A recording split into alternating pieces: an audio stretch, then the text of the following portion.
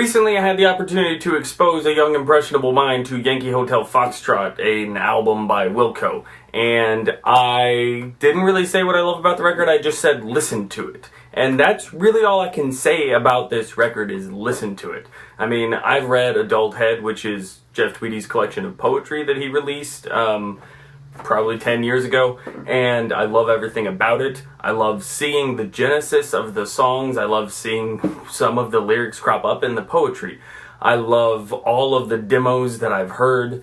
I have found all of the demos that anyone's heard probably outside of the band, and I just can't say anything about this record that really is meaningful, I think. It's a singular experience. It's strange, and it's messed up, and it's disorienting. I mean, Wilco had originally been kind of a country rock band. Jeff Tweedy has said that their first record, AM, was their effort at making a pop album, and they continued in that pop vein.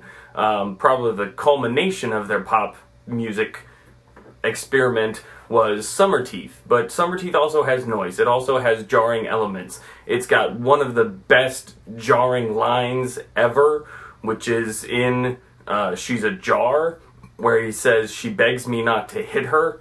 It's amazing. Like, it just is so unsettling. I have to listen to another song afterward. It can't be the last thing that I've heard, because it just leaves me so unsettled. And that unsettling nature of Jeff Tweedy's lyrics continues into Yankee Hotel Foxtrot. He put a lot of effort into lyrics for the record. One of the most jarring examples of the lyrics is the first line on the record, which really is kind of an overture. The first song is "I'm Trying to Break Your Heart," and the first line is, "I am an American aquarium drinker, I assassin down the avenue." And that's strange. And it maybe means nothing, maybe it's just a nice group of words that sound good, but I've put way more thought into it than a lot of people. I've put as much thought into Wilco lyrics as probably anyone ever has, and I think that it's an expression of our culture and like the cult of celebrity and how we watch as if in an aquarium these celebrities. And so an aquarium drinker is a person who is trying to make that even smaller and make the world manageable and the celebrity experience and the experience of being a fan. And that's what comes through to me on Yankee Hotel Foxtrot, is the effort to make the world smaller and manageable. There's great lines on the record, like "Distance has no way of making love understandable," and there's an effort to bring that distance down to a manageable level so you can understand it. There's amazing lines in the final track, Reservations, like, "I've got reservations about so many things but not about you," which is one of the purest examples of a love song that I've ever heard. And things like, "How can I convince you it's me I don't like?" And it's just so well done, and it makes me feel bigger. And that's something that I really value. My best friend has said that the record is me to her, and my sister has agreed. And it's not necessarily who I am currently, but maybe who I was 8 or 10 years ago when the record came out or when I first heard the record.